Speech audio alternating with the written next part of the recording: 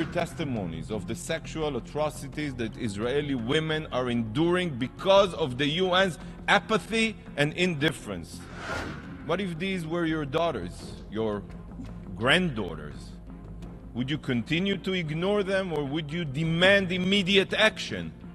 5 months have passed, and not even one UN body has condemned Hamas. Not even one.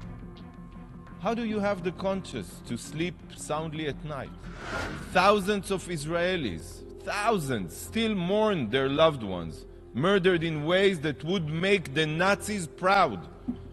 Entire communities deliberately turned to ash, deliberately, and the General Assembly cannot even condemn a pogrom? This week, the world will mark International Women's Day. Next week, the Commission on the Status of Women will convene to discuss the challenges that women face worldwide. Yet this year, the UN and UN Women's silence in the face of Hamas sexual violence turned International Women's Day into a sick joke.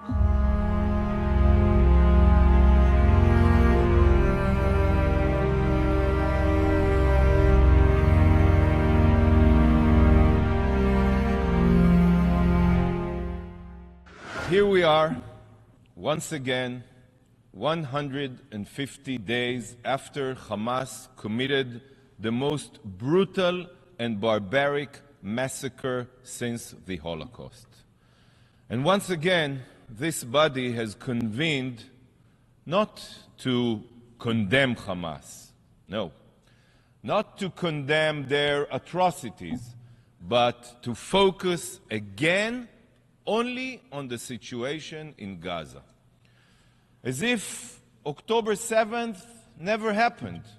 As if there are not 134 innocent hostages that are being held and tortured in Gaza right now.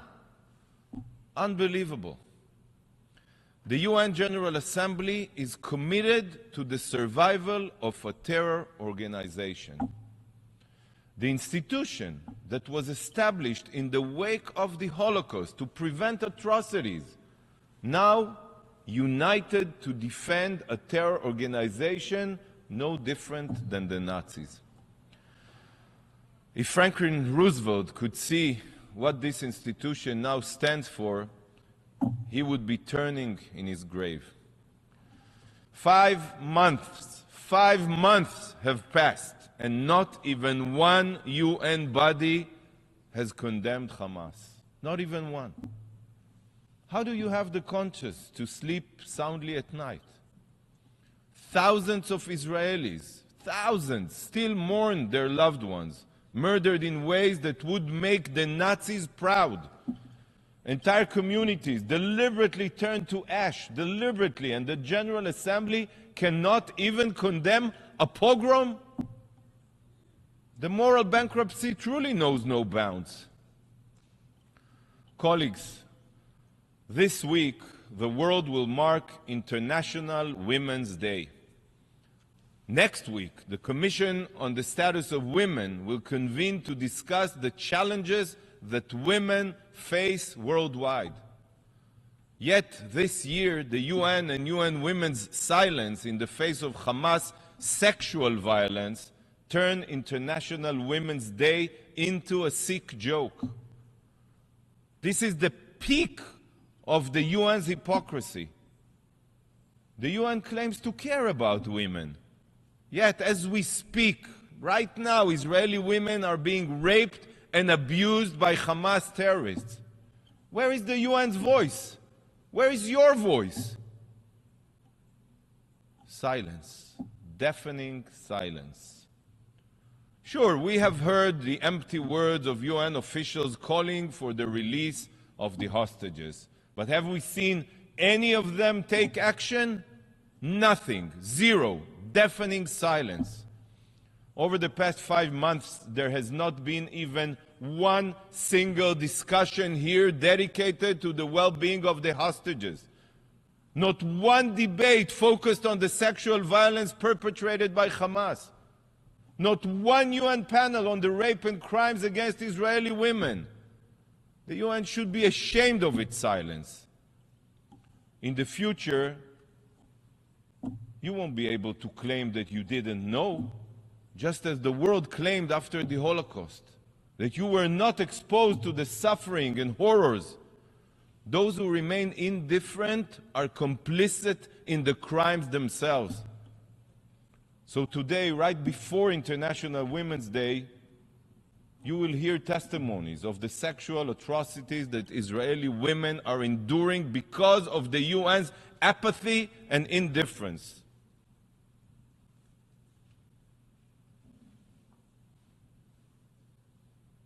She went into the shower, and while she was there, one of the terrorists went inside, took his clothes off with a gun towards her head, told her to do everything that he wanted. הוא הוריד לה את כל הבגדים, ונגע בה בכל הגוף, והוא ביקש ממנה גם לגעת באיבר שלו, בכל מיני דרכים. She has seen women shot in the crotch, in the genitals. Women were shot in the breast. They ripped it out of me. They literally ripped my clothes out of me. There were girls with a broken pelvis due to repetitive rapes. Their legs were spread wide apart in a split.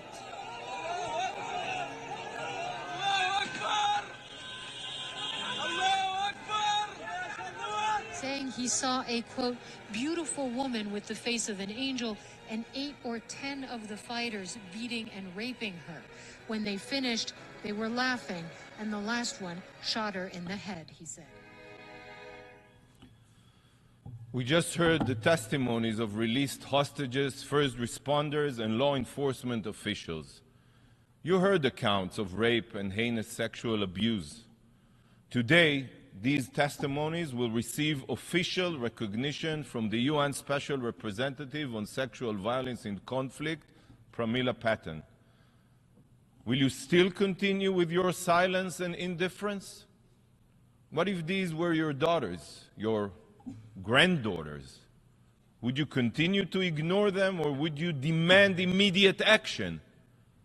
Why do these women's murders and sexual abuse mean nothing to the UN? Why? Colleagues, in mere hours, SRSG Patten will present her report on the sexual crimes that took place on October 7th. In her report, she will outline that during Hamas's attack, rape, gang rape, necrophilia, sexual violence, and forced defilement were carried out. The report will also highlight that Hamas terrorists sexually abused female hostages and that such acts are likely still ongoing. Will this wake you up? Will it change your priorities? Will you understand that the meaning of a ceasefire is basically abandoning these women to the sexual abusing Hamas monsters? Perhaps you will finally understand that the UN has become a collaborator with rapists and perverts. If the UN's deafening silence continues despite the findings in the report, this will definitely be the last nail in the UN's coffin. It will lose any remaining legitimacy. Colleagues, I call on the Secretary General and the Security Council to convene immediately to finally condemn Hamas's heinous crimes. Hamas must face unrelenting pressure to end their sexual violence and release all of the hostages immediately. I reiterate, any calls for a ceasefire only give Hamas a green light to continue raping and abusing the hostages. Colleagues, through its silence and inaction, the UN has proved that it prefers collaborating with terrorists than standing alongside the vibrant democracy of Israel. Tragically, the UN is not only a terror collaborator. Israel has recently exposed the UN's true colors. In Gaza, it's very sad to say it, in Gaza the UN is a terror organization itself. Dozens of UNRWA employees dozens, took part in the October 7th massacre, while many more praised the savage attack. Now look at this short footage from October 7th.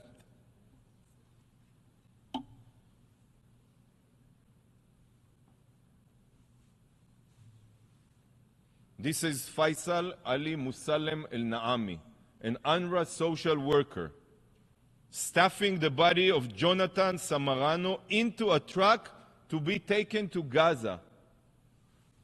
UN employees are kidnapping Israeli children. A Hamas data center was located underneath UNRWA headquarters, connected to UNRWA's power supply, and terror tunnels have been found underneath many UNRWA facilities. Listen to the numbers. Out of UNRWA's 13,000 employees in Gaza, 12%, I repeat, 12% are members of Hamas and Palestinian Islamic Jihad, and hundreds of them are active terrorists. Friends, UNRWA has been proven to be an instrumental part of Hamas's terror machine. For years, Hamas has infiltrated and poisoned the organization. But UNRWA, even before Hamas hijacked it in Gaza, has always been part of the problem and never part of the solution.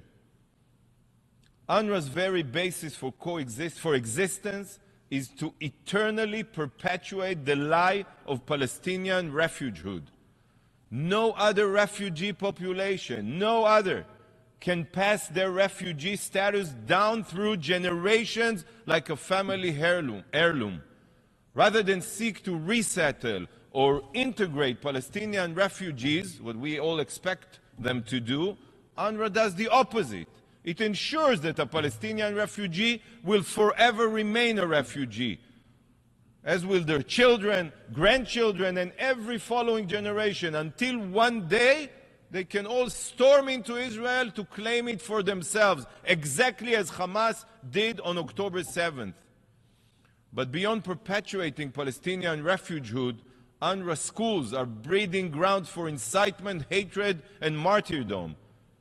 Numerous studies, have reported on the terror glorification, jihad encouragement, and anti-Semitism taught in UNRWA schools every day. UNRWA, with international financing, your financing, is grooming Palestinian children into terrorists.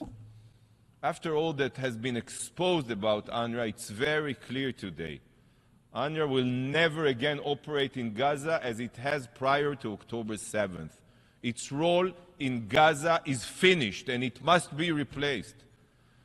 UNRWA must be defunded and dismantled. Supporting UNRWA today is supporting Hamas.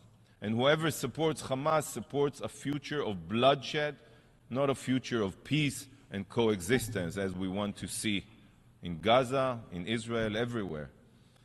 Mr. President, while we hold this discussion in this hall, there are hostages being tortured, being abused, being defiled. This is not speculation. It is fact. This is the hellish reality that Israeli women and men have been suffering for nearly 5 months. And this organization's inaction is unforgivable. Yet, even worse than its inaction, the ceaseless calls for a ceasefire are clear proof that the UN prefers for the hostages' suffering to continue. I implore you to make the release of the hostages your #1 priority. That could change everything. The rape cannot continue. The sexual violence cannot continue.